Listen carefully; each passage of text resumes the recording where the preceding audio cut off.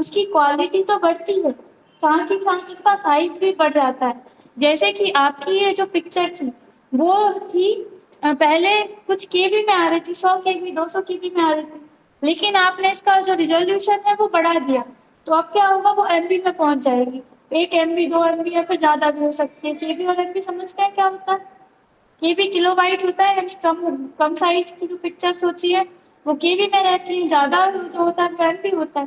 ठीक है, 1024 केबी से मिलकर 1 MB बनता है। ठीक है, तो यहाँ पर अभी अपन जो रिजोल्यूशन है वो 300 रहने देते हैं, फिर बाद में हम आपको बढ़ाकर दिखाएंगे। इसके बाद यहाँ पर रहता है ब्राइटनेस और कॉन्ट्रास्ट। ब्राइटनेस क्या रहता है कि आप इस पिक्चर को कितना जो है इसमें, जैसे कि अपन थोड़ी ज्यादा लाइट कर देते हैं किसी भी चीज के ऊपर, तो वो क्या होता है, ज्यादा वाइट सा हो जाता है। तो आप इसकी जो ब्राइटनेस है वो कितनी बढ़ाना चाहते हैं, वो यहाँ से आप ब्राइटनेस बढ़ा सकते हैं। कॉन्ट्रास्ट का मतलब होता है ब्लैकनेस, मतलब थोड़ा सा ब्लैक ब्लैक सा करना है आपको, आप कॉन्ट्रास्ट बढ़ा देंगे तो ये थोड़ी सी ब्लैक ब्लैक हो जाएगी। यहाँ पर अभी प्रीव्यू नहीं दिखा रहा, जब आप यहाँ से प्रीव्यू पर क्लिक करेंगे तब दिखाएगा। ठीक है, और ये वाला जो ऑप्शन रहता है प्रीव्यू ऑन और scan images as separate files, उसका क्या यूज रहता है, जैसे कि अभी देख रहे हैं हमने यहाँ पर ब्राइटनेस क्या की, बढ़ा दी, तो यहाँ पर ये देखिए बहुत ज्यादा वाइट वाइट आ रहा है, और थोड़ी सी अपन थोड़ा बहुत एडजस्ट करने के लिए आप इसका यूज कर सकते हैं। ठीक है, ये देखिए बहुत ज्यादा वाइट वाइट आ रही है, पहले थोड़ी ब्लैक ब्लैक आ रही, तो इसको भी अपन को बाद में आप इसको चेंज कर सकते हैं जब आप पिक्चर को एडिट करेंगे। तो इसको आपको कुछ नहीं करना, नॉर्मल रखना है बीच में। ठीक है, और ये वाला जो ऑप्शन है ये किस लिए आ रहा है, अगर आप पहले प्रीव्यू करके देखते हैं फिर स्कैन करते हैं तो क्या होगा कि ये जो आपको सिलेक्टेड एरिया दिख रहा है सिर्फ आपका यही प्रिंट करके आएगा। आप चाहते हैं हमारा पूरा एरिया प्रिंट करके आए, तब आप इस ऑप्शन पर क्लिक हटा देंगे तो आप देख रहे हैं पूरा एरिया आ रहा है। आप अपने अकॉर्डिंग इसको एडजस्ट कर सकते हैं कि हमें इसमें इतना एरिया प्रिंट करना है, सॉरी स्कैन करना है, या फिर इतना एरिया स्कैन करना है। इस पे क्लिक रहता है तो वो अपने अकॉर्डिंग सिलेक्ट कर लेता है। इसमें आप इसको सिलेक्ट नहीं कर सकते कि आपको कितना एरिया लेना है या नहीं लेना। ये कब आता है, जब आप प्रीव्यू करते हैं। अगर आप नॉर्मली इसको डायरेक्ट रखकर और स्कैन कर देते हैं तब नहीं आता।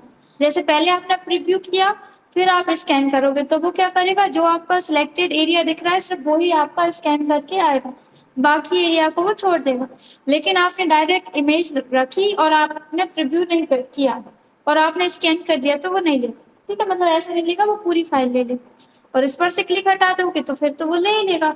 लेकिन आप चाहो तो अपने अकॉर्डिंग एरिया छोटा बड़ा कम ज्यादा कर सकते हैं, यहाँ पे डॉट्स पर जाकर आ जाएगा। अभी हम इसको स्कैन कर देते हैं, अपन इसको नॉर्मली रहने देते हैं और स्कैन पर क्लिक करते हैं। लिखा हुआ है स्कैनिंग 1 पेज, पेज 1 मतलब पेज 1 को स्कैन करना। ठीक है, स्कैन करने के बाद ये आपको लोकेशन सिलेक्ट करने के लिए बोलेगा, नाम देने के लिए बोलेगा, तो अपन यहाँ से नाम दे देंगे। एक डायलॉग बॉक्स आएगा आपके सामने, देखिए इस तरह से आ रहा है, import all new items now. आप इसको कुछ भी रीनेम करके नेम देंगे। ठीक, नेम क्या देंगे और कैसा देंगे, जिससे कि आप समझ सको कि ये डॉक्यूमेंट क्या है और कैसा है, मतलब क्या यूज है इसका। तो अपन यहाँ पर लिख देते हैं, जैसे कि किसी भी स्टूडेंट की मार्कशीट है तो अपन यहाँ पर मार्कशीट लिख देते हैं, 10th मार्कशीट है मान लीजिए, तो अपन यहाँ पर लिख देते हैं 10th मार्कशीट। ठीक है, और इसको आप इम्पोर्ट पर क्लिक कर देंगे तो ये आपका पहुंच जाएगा पिक्चर्स में। पिक्चर्स वाला जो फोल्डर रहता है उसमें ही आपका पहुंच जाएगा। लेकिन अब आप सभी को पता है कि अपन पिक्चर्स वाले फोल्डर में कुछ भी नहीं रखते, क्योंकि वो सी ड्राइव की मेमोरी यूज करता है। इसलिए आप क्या करेंगे, इसको यहाँ से कंट्रोल के साथ एक्स कर लेंगे या फिर राइट क्लिक करके कट कर लेंगे। ठीक है, क्योंकि हमें इसमें नहीं रखना। और यहाँ पे आप देख रहे हैं कि हमने इसको सिर्फ नाम दिया था अजय 10th मार्कशीट। आप यहाँ पर देख रहे हैं 001 ये ऑटोमेटिक ले लेता है। आप दूसरा डॉक्यूमेंट स्कैन करेंगे तो वो 002 दे देगा, 003 दे देगा। अपन इसको यहाँ से कंट्रोल एक्स करते हैं और अपन चलते हैं यहाँ से डी ड्राइव में, या फिर जो भी आपके पास ड्राइव है सी ड्राइव को छोड़कर आप क्या करेंगे, हर एक स्टूडेंट का फोल्डर बनाएंगे, जिससे क्या रहेगा आपके पास हर एक फाइल सेपरेट रहेगी। या फिर आप इस तरह से भी कर सकते हैं, एक न्यू फोल्डर बनाइए और उसको नाम दे दीजिए ऑल डीसीए स्टूडेंट डॉक्यूमेंट्स या फिर ऑल डीसीए पीजीडीसीए। इस तरह से आप कुछ भी दे देंगे, जिससे क्या रहेगा आपको समझ में आ जाए कि इस फोल्डर के अंदर हमारा इस टाइप का डाटा है। ठीक है, तो अपन अभी इसको स्टूडेंट का ही नाम दे देते हैं, हमने दे दिया अजय। ठीक है, और यहाँ पर जाकर हमने इसको पेस्ट कर दिया। तो अब क्या है, ये सी ड्राइव में नहीं है, हमारा डॉक्यूमेंट जो है वो क्या है, सुरक्षित है। अब आप इसका दूसरा डॉक्यूमेंट स्कैन करेंगे, जैसे कि 12th की मार्कशीट, आधार कार्ड, फोटो, तो वो सभी आप क्या करेंगे, एक ही फोल्डर के अंदर रखते जाएंगे, जिससे आपको ढूंढने में परेशानी नहीं आएगी। और अगर आप ये चाहते हैं कि आप जैसे एमबीए वाले स्टूडेंट के आप डॉक्यूमेंट स्कैन कर रहे हैं, डीसीए वाले स्टूडेंट के आप डॉक्यूमेंट स्कैन कर रहे हैं, तो एक फोल्डर आप अलग से बना लीजिए डीसीए का। फिर आप उस फोल्डर के अंदर एक फोल्डर बनाइए अजय का, विजय का, मोहन का, और उसके अंदर आप सभी के अलग अलग डॉक्यूमेंट्स रखिए। इससे क्या होगा, आपको ढूंढने में, देखने में परेशानी नहीं आएगी। ठीक है, अभी आप देख रहे हैं इसका साइज क्या है। इसके ऊपर आप माउस पॉइंटर लेकर जाते हैं तब भी साइज बता देता है। और आप इसके ऊपर राइट क्लिक करके प्रॉपर्टीज पर जाकर भी इसका साइज देख सकते हैं। आप देख रहे हैं इसका साइज कितना है, 1.7 MB। ठीक है, अपन इसको कैंसिल करते हैं यहाँ से, और अब अपन फिर से स्कैन करते हैं। इसी को राइट क्लिक करेंगे, स्टार्ट स्कैन पर जाएंगे। अब हम रिजोल्यूशन इसका बढ़ा देते हैं, जैसे हमने कर दिया 600। ठीक है, और आप यहाँ से स्कैन पर क्लिक कर देंगे, और आपको स्कैन करने से पहले इस ऑप्शन पे से टिक हटाना।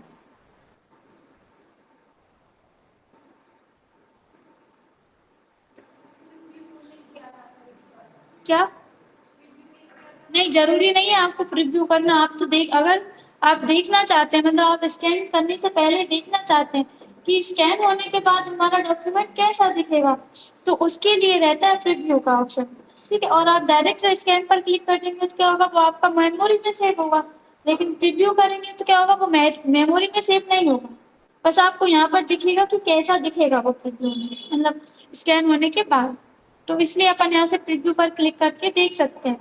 और डायरेक्ट आपको स्कैन करना है तो आप डायरेक्ट स्कैन पर क्लिक कर सकते हैं।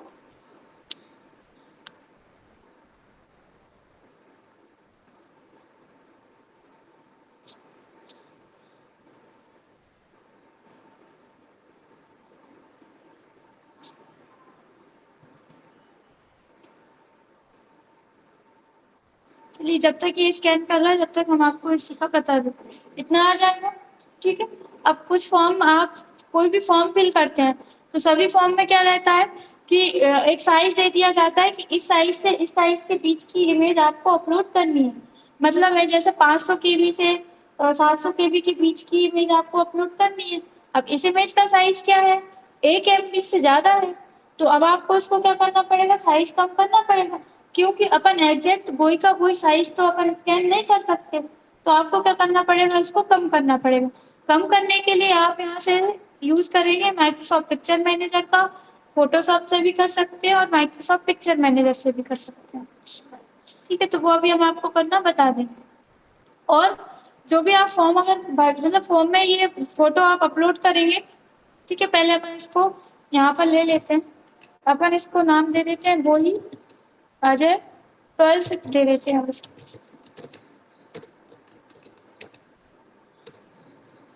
ठीक है, ये भी आपका कहाँ जाएगा, पिक्चर्स में जाएगा। और जैसे गलती से आप क्लोज कर देते हैं तो क्या करेंगे, आप पिक्चर्स वाले में जाएंगे।